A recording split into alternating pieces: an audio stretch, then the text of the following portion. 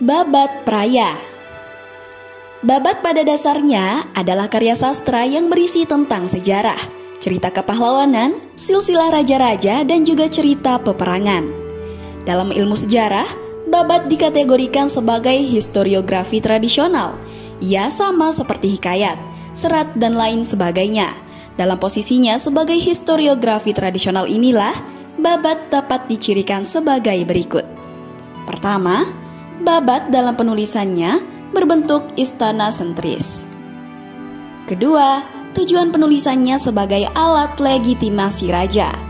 Ketiga, terdapat rasa anarkonis atau ketidakpastian keterangan waktu. Keempat, banyak mengandung unsur mitos. Kelima, bersifat regiosentris atau kaya akan unsur kedaerahan. Lantas, apakah kemudian babat dapat dijadikan sebagai sebuah rujukan dalam penulisan sejarah? Jawabannya adalah boleh, asal dalam babat tersebut terdapat beberapa unsur.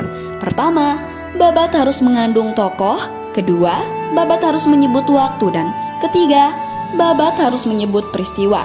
Setelah tiga unsur ini terpenuhi, barulah proses seperti kritik sumber, validasi, komparasi, interpretasi, dan historiografi dilakukan. Di Lombok sendiri, banyak sekali terdapat babat, mulai dari babat sakra, Lombok, Suwung, Selaparang, Rerek Karangasem, Praya, dan lain sebagainya. Di episode kali ini, Infonusa berkeinginan untuk mengupas tentang babat Praya.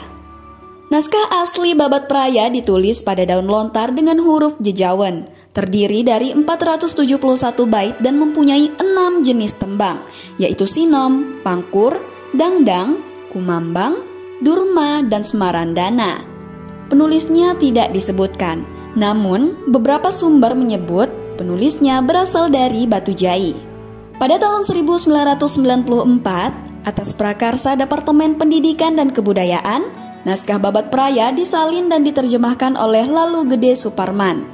Secara umum, babat Praya berisi kisah mengenai awal mula terjadinya Congah Praya. Diceritakan saat mulai merasa tertekan dengan pemerintahan Raja Karangasem Mataram, orang Islam Sasak mulai melakukan pemberontakan. Tuan Serip adalah orang Arab yang menghasut para pemimpin Praya.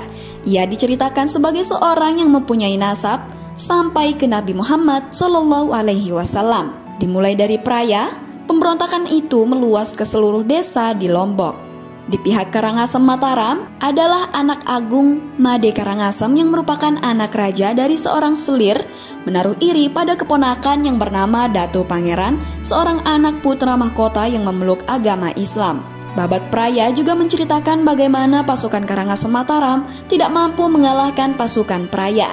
7 pemimpin pasukan Praya yang bertahan di sebuah masjid selalu gagal ditaklukkan oleh pasukan gabungan anak agung Made Karangasem dengan anak agung Ketut Karangasem. Karangasem Mataram yang saat menggempur Praya mendapat bantuan dari beberapa desa di Lombok. Merasa kesal karena pasukan dari beberapa desa itu tidak bertarung dengan sungguh-sungguh, persamaan sebagai saudara Islam adalah penyebabnya. Saat pemberontakan mulai meluas, beberapa desa di Lombok bagian timur melakukan pengusiran terhadap orang-orang beretnis Bali, hingga kecuali Kota Raja. Orang Bali di Lombok bagian timur mengungsi ke Bayan, Tanjung, dan Cakra Negara. Itulah ringkasan cerita dari babat Praya. Di lain waktu, Infonusa akan coba mengulas tentang babat-babat lainnya. Semoga informasi singkat ini dapat menambah wawasan kita tentang sejarah Lombok.